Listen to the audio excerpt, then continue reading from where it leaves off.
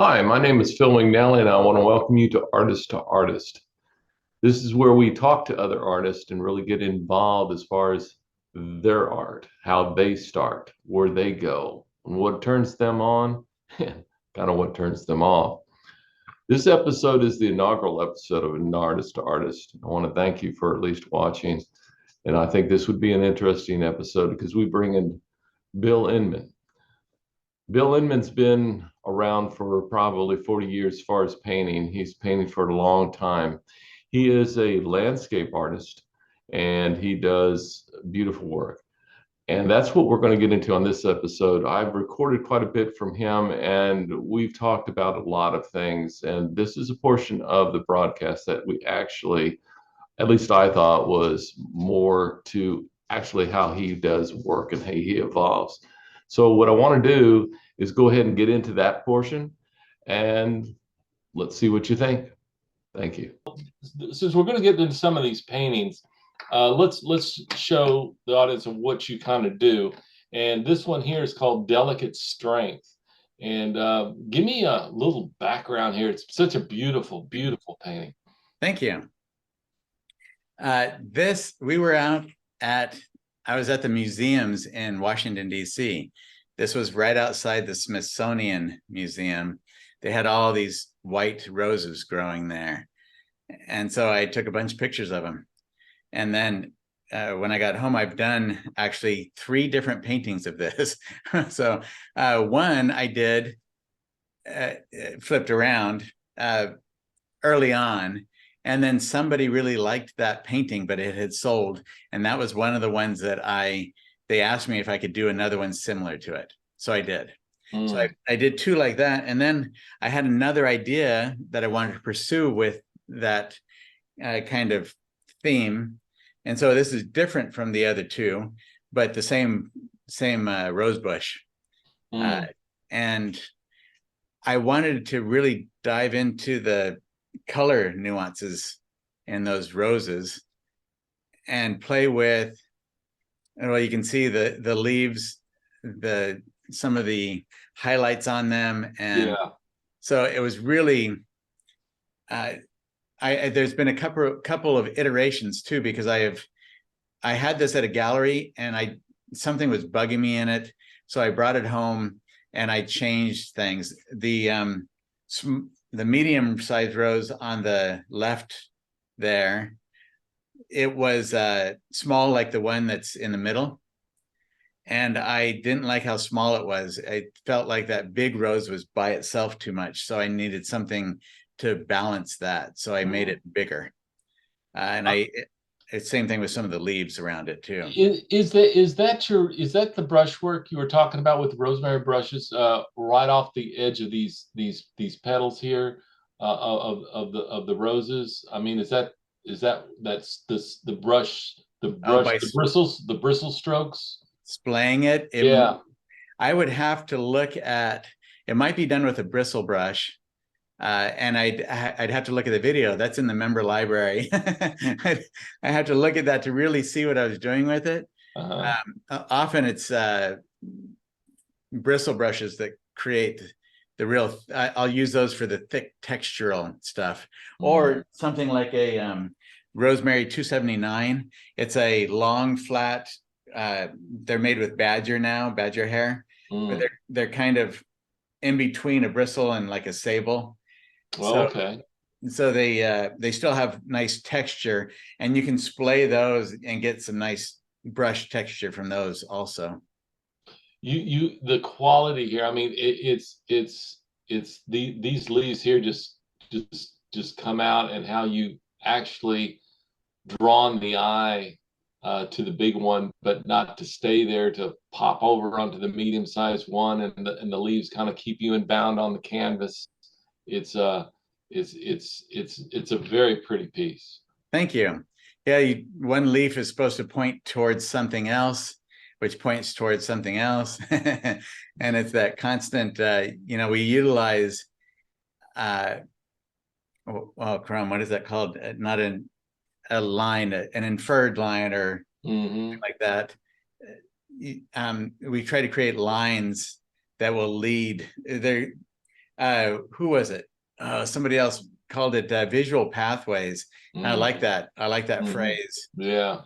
You know, visual. We're creating visual pathways to lead the viewer through the painting. Let's see if we go to another one here. You know, those rocks. That was a lot of fun. Yeah, That's that's a good one. I like that one. so that's one of those where, and I have that. I'm keeping that painting. It's down here on the floor. Same thing with the white roses. I really like that one as well. Hmm. But uh, these rocks, they were just so much fun because of the textures in them and the real strong contrast of light and shadow. Absolutely. But it was really playing with all those colors in the shadow areas that were that I loved, putting Mm. the different layers of colors on one on top of another. And I did that with the dry brush stroke is what we call it. And then I kept saying that dry brush stroke. And then one of our members said, does that mean you don't have any paint on the brush? Like, oh my, there's that perspective thing of I never put that together. I would have never thought Yeah, of that yeah. because to me it was I've used it so much and I've always called it a dry brush. The reason I call it a dry brush isn't because there's no paint on the brush. It's because the brush, the paint that's on there flares out with the bristles enough Right. that you can see the colors underneath the layer that Underneath. was underneath it. Yeah. So that's really what it is. It's one layer. It's not an opaque layer that you're putting on top of another layer. It's a layer that is very um, split apart in its application so that it becomes a kaleidoscope of colors. You have maybe one or two or three layers underneath it that are also coming through, and you see Oh, all of those colors uh, underneath, and it just becomes this energetic display of color all interacting with one another. Because in reality, in nature, there isn't any 2 points that are exactly the same color and exactly the same value because they're all different planes. mm-hmm. By planes, I mean, a flat surface. Right. And so even if you have a rock, that rock is changing planes in one way or another, whether it's in big degrees or in small little tiny nuances. It's always changing from one point to another, even within a millimeter in space. There's a shift in plane.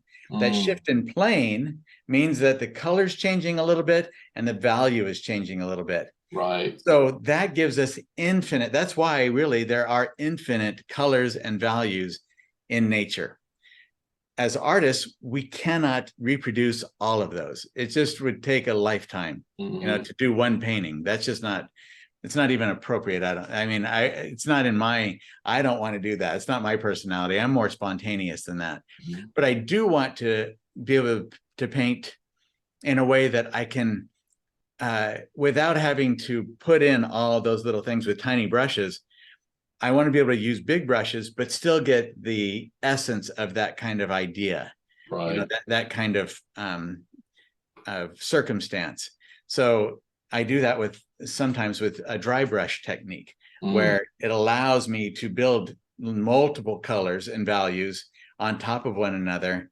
They're still within the same value range. Like within shadows, I might have multiple different values in those shadows, but they're all within the range of being in shadow. Mm. And then the lights, there's lots of different values of lights, All but they're right. all within the range of being in the light. So as long as we maintain those different ranges, we can still have a whole variety of values within those two parameters. If we're going to do a shadow, it should be very well within the range of a shadow, not a light. Right.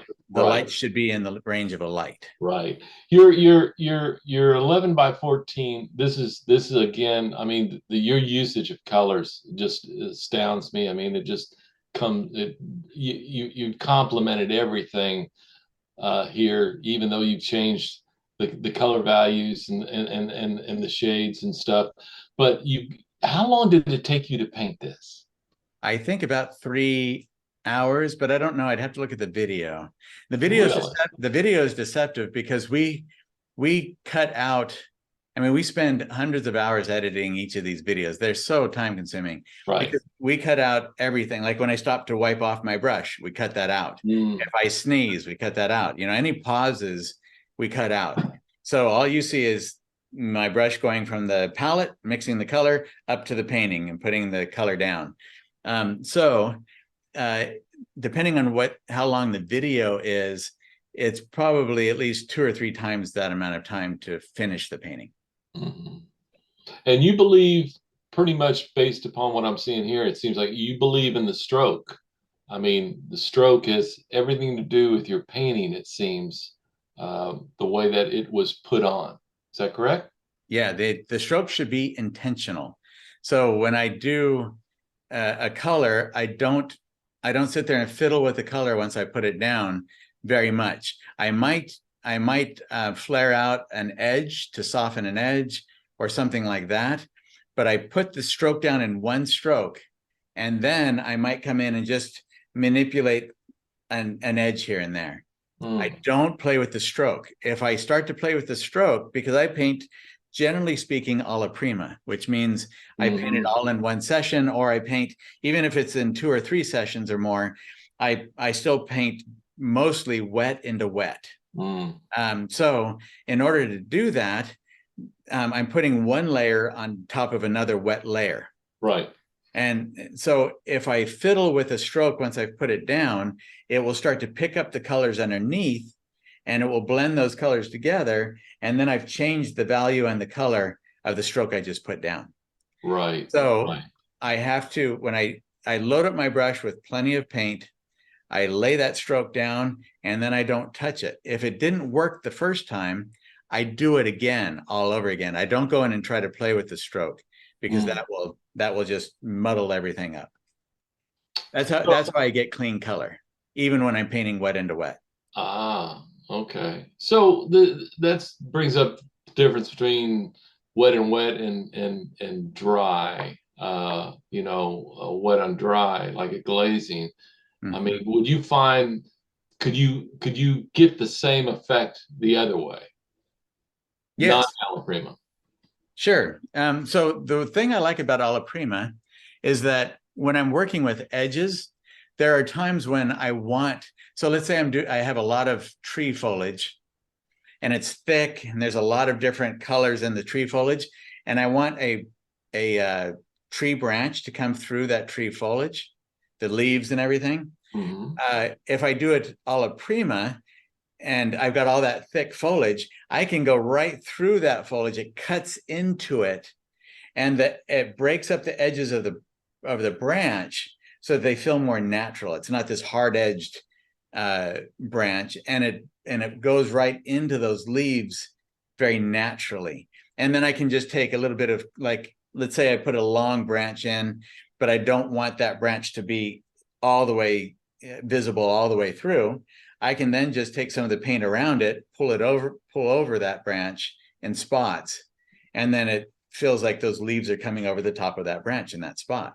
Wow. But I was able to do it, the branch itself, in one fluid motion, right? One fluid motion. If I'm doing that with a layer that's dry underneath it, let's say I let all that thick tree foliage dry before I put the branch in there. Well, then all those thick bumps of paint, I'm coming over the top of that and it's bumping over that. And I might have to come in and play with that branch to get it to feel like it's naturally going, blending in with that tree foliage. Um, Whereas before, those bumps, I would have just sliced right through those bumps. So that can be problematic. But if you're working with thinner layers, it really doesn't matter. It's easy to work when you're working thin. It's easy to work wet or dry. Right. Working on a wet layer or a dry layer, it's pretty simple. Now, a lot of artists have trouble working wet into wet, especially early on, because they tend to play with the brush strokes too much. Mm. So it's really, if you learn how to, so what I do is I mix up my paint, and then I'll have this pile of paint. and I'll take my brush, and if you watch my videos, you'll see me push the brush slightly into the paint. Right. So the bristles go like this into the paint, and I build up this little layer or Right on the front of ridge it. of paint on the front of my brush. Yeah. So I do this. I swipe back and forth through the paint. I get the paint on both sides of the brush. Then I push it in right before I go to put it onto the painting. I push the brush into the paint. Depending on how thick I want that brush stroke to be, it will determine if I want a little ridge of paint on there or a big ridge of paint on there. So if I want more paint, I'll push it in farther and build up a bigger ridge right there. So I have both sides of the brush loaded with paint, and then I have this ridge of paint. And when I come in, I don't turn it around and get that necessarily that ridge of paint first.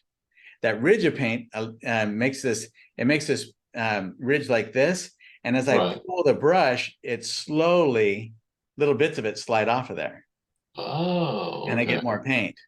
At least that's the way I think it happens. It's all pretty second nature, right? Not sure yet, huh? Yeah. But that I think that's what's happening when I do that. But it also then when I've done that and I lay down that stroke of paint, I have still more paint on my brush, Right. and I like to get, if I use a color in one spot, I usually like to make sure I have it in at least a couple more spots. Yeah, those few other spots. Yeah. So I'll take my brush and I'll put some over here, and I'll just kind of fill out where would be some good spots for that color. And I'll put, do this and that. And I have plenty of paint on my brush to do that with. But the next strokes that I put down won't be as thick as that initial stroke. Okay. So now if I lay that down and it doesn't work the first time, like I said, I repeat the process completely. I wipe my brush off. I have to wipe off my brush every time, because when I lay that stroke down, I'm going to pick up that wet layer of paint. Right. That was already on the canvas. So I'm going to pick up that, and it might be a different value or a different color. And I don't want to mix that into my pile of paint over here, because I don't necessarily want to change what I have here. I just want to lay that layer on top of this other color. I don't want to change the color I'm putting down. Right. Because you picked up that color when you came through. Yeah. So I wipe off my brush really well with a paper towel or a rag. And then I repeat the process. I swipe my brush twice. I push it into the pile of paint, make sure I get the amount of paint that I want, depending on how thick I want my stroke to be. With those two first strokes, I might get a bunch of paint on my brush, or I might just have a little bit. It might be thinner on the brush. Depends on what I'm doing. And then I will repeat that stroke again until I get it right. So each stroke is intentional. I'm not just going in and, I'm thinking intentionally about the stroke. Now, in the early stages of the painting, those tend to be the more vigorous moments where I kind of shut off the intellectual side, and I'm just being spontaneous. I'm just being intuitive when I'm working. So if I'm plein air, you'll watch me, I'll be kind of like swashbuckling. I have my feet spread apart like this, like I'm in a fence, and that's how I paint. I'm like, I'm really, really stabbing at that painting and being vigorous with it. Once I've got the spontaneous all out of me a bit, I will walk back and look at what I've got. And then I start to evaluate. Then I turn on the intellectual side and say, okay, how's my design working? What's happening with the value structure? Do I have good light and shadow patterns? Are the shapes interesting? The big shapes. If I have texture in there at that point, how does the texture, is it cohesive? Is it working in harmony throughout the painting? Is there a spot that seems to not be working in tandem with everything else? That's when I start to analyze the painting. And then I'll go through an iteration of that throughout the painting process but it gets less and less. So that spontaneous, vigorous at the beginning, I might do that a couple more times through the painting, but that spontaneous lessens as I get to the closer to the end and the refinement, and the thoughtful takes over towards the end, where I'm putting in very intentional, because in the spontaneous part, they're not, yes, I am trying to get a nice unpredictable variety of strokes and shapes and all of that when I paint. Well, within the shapes, usually it's just a few shapes in the very beginning, but I'm trying to get movement, a variety of movement within the shapes, right? And that's usually through the brush texture or the stroke pattern or something like that. So I'm trying to get that variety in the very beginning. Towards the end, that's when I'm thinking more of, okay, I need this color and this value in this spot, and I need the brush to go in that direction. I'm really thinking more directly about how that individual stroke needs to be applied to the painting. That's not so much in the beginning. And I'll go through that thought process, that change from spontaneous to thoughtful multiple times. And then towards the end, it's much more the thoughtful rather than spontaneous. But in the beginning, it's much more the spontaneous rather than the thoughtful. So in the example of the rock, I mean, you came in really spontaneous as far as I need a gray rock to come across, and I just got to get all that in. And now I need different shadows on that rock in different places. And then you start, winding it down so to where it has become, now I'm just painting a little area of that rock to give that area more definition, of more color, more shadow, and more tint, right? Is that kind of what we're saying? Yeah, that's where the thoughtful, so in my studio, I have let's see, that way, a mirror right there, as you can see. Right. And then I also can go 20 feet back in my studio. So I will constantly, they said that Sargent, John Sargent, had this path, just worn into his studio, and that's it. But Sargent painted differently. He would go and he would step back, he would analyze, he would go over and mix the paint, and he would put a stroke down and he would walk back. Right. I don't do that. I'm like, I'm putting in a lot of strokes at one point, but then I go back. Right. But it's a constant. I mean, I walk miles for every painting. You get your exercise in then, right? That's why I don't sit down when I paint. I have to be standing. I have a standing desk too when I work, because I'm so used to standing. I stand at an easel, and I can do that for 12 plus hours a day. Wow. And the physical part never bothers me. It's the mental. I get really fatigued. You get, and I find that with since I'm an ex-software engineer, I find out with building websites and editing videos and making podcasts and all this stuff. I mean, by the end of the day, it says, I'm not tired, but my brain's dead. It's like it's gone. Yeah. And what that shows, painting really is a mental effort. We have to, so that's why I exercise 5 days a week, and I eat really healthy. At least I think I eat really healthy. I'm very particular about my diet and my exercise because I want to keep my brain sharp. Right. And because this is the number one instrument we have, the number one tool we have for creating strong paintings is the brain.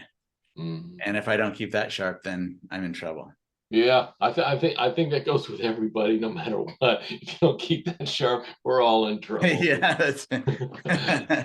Well, there are some things that are more rote. They're kind of repetitive or whatever. Yeah. No, it's like driving. We don't even have to think about driving until the moment we do, some crisis or whatever. But we can drive for an hour and realize, oh, wait, where am I? We don't even know what's happened.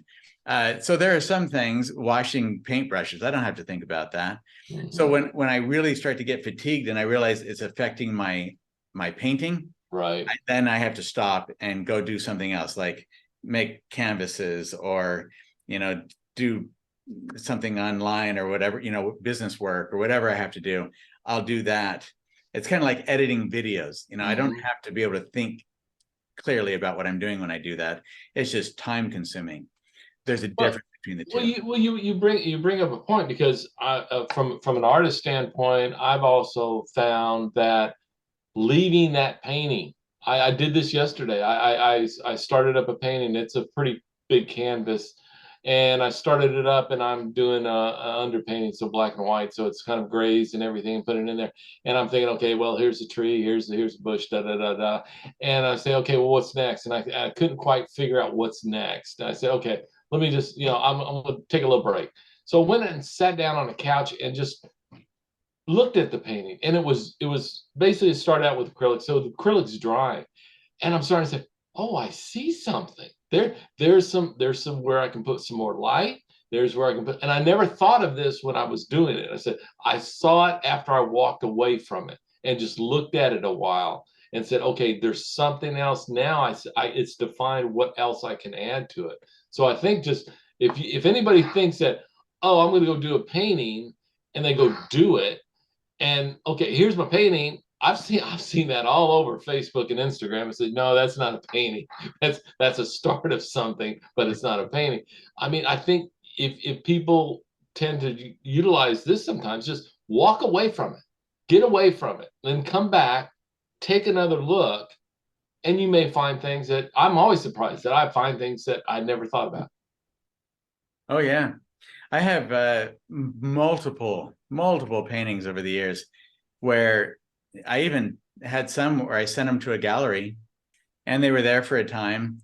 And then I'll look online, I'm looking at something and that picture of that will come up and I'll suddenly go, oh my goodness, how did I not see that? That's terrible. You know, there's like some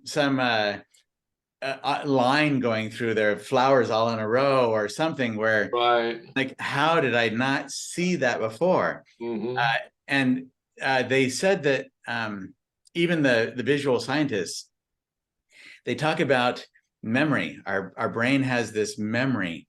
So like uh, photographs or paintings that we have on our walls in our home, they said you should switch those up, put them in different places on a regular basis, because we will develop a visual memory blind spot. We won't. Hmm. So like the thing of people putting affirmations on their mirror, ah, Right. I'm going to do great. I'm going to do terrific. Uh, what about Bob? I feel great. I feel, whatever. We put these affirmations up. They said that doesn't actually work Yeah. because we will see it maybe the first time, but then over time we don't see it anymore. It's gone. It becomes Mhm. just part of the background and we don't notice it.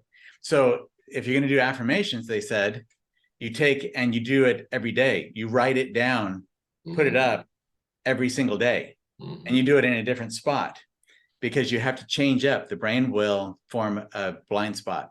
Mhm. And the same thing happens when we're painting. We develop blind spots while we're painting. That's why I love to have a second eye. My wife, Christy, comes in and she critiques my work and she'll point out things. And I'll go, how did I not see that? It seems so obvious. It's right Yeah, there, and yet right I there. didn't see it. Right. And we do that with the members with the critique sessions. That's what Mhm. it's all about. It's to give you another perspective, a second eye, Mhm. because we all need that. Some of Mhm. us have someone that can do that for us. Some people don't, but it's invaluable to have that so we can get past our blind spots. Oh, I think that's the case. As you said, you can spend hours and hours and hours on a painting, but that's your view of it and what you're trying to do. Always having a second opinion or somebody else come in and saying, well, why didn't you put that spot over there? Or why didn't you do this? And you say, no, that's not a bad idea. I probably could have done that. I didn't think about it, so let me go do it. So no, I agree with you. I think to me, enclosure and privacy and just getting into it really takes the mind of what you have in mind and tries to put that on the canvas of what you want to do. But then having another person or other critiques about it helps you out. And again, the timing factor. You put it in a gallery and you look at it a month or so later saying, I could have done that better.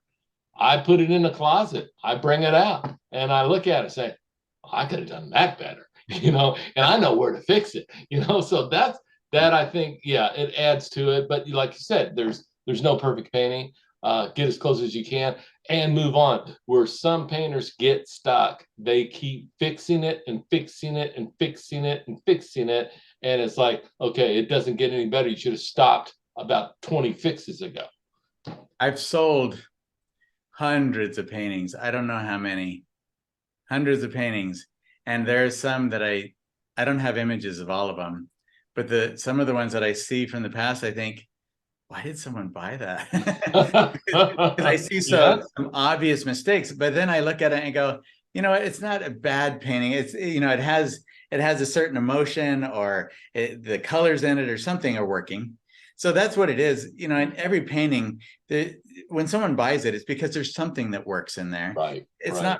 not perfect. So we can't, it's terrible. I think I've seen artists, I've known some artists who they never get a painting out because they keep seeing something and then Right. they rework.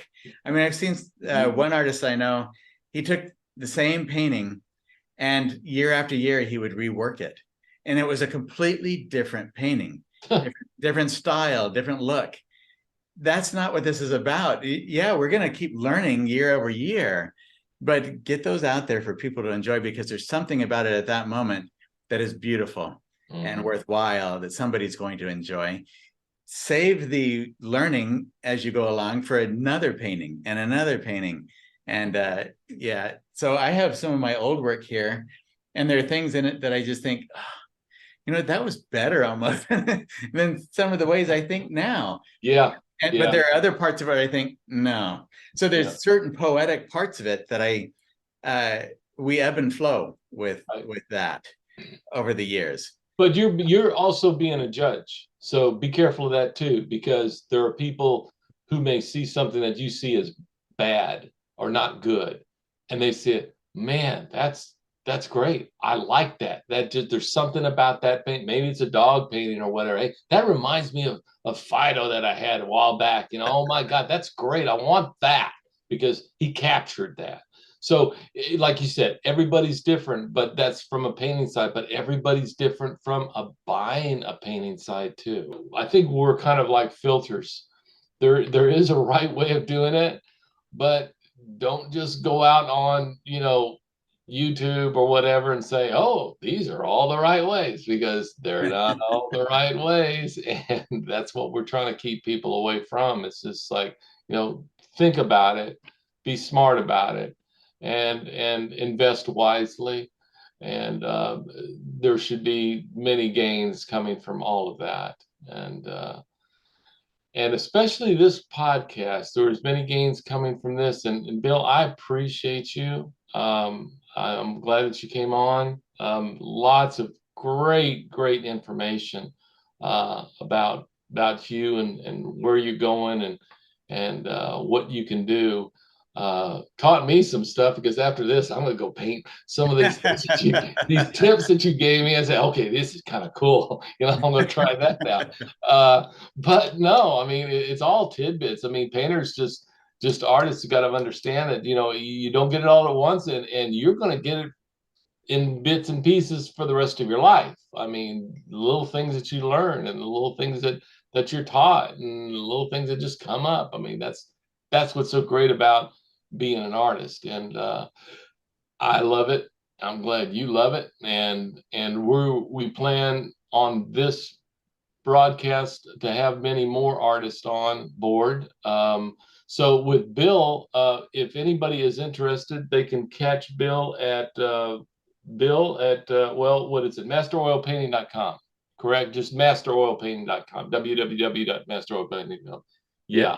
Yeah. And And then then my artwork is billinmanart.com. Bill Inman Art. Yeah. So I'll put these out there as far as labeled if you're not sure, and get in touch with Bill. Hey, Bill can help you out, and Bill can get you going and at least put you in a direction. If you cannot afford or hesitant about it, he can answer your questions. That's the one thing that I like about him. I mean, he's out there at least for free, I'll answer a question. I mean, anybody can do that. I mean, that's, well, not everybody, not everybody does. They always want something up front, but we're not built that way. So hit me, hit Bill. We'll be happy to do it. Bill, again, thank you very much. I appreciate you coming on the program, and It hope was to great, Phil. Thank you. I appreciate you inviting me to do this.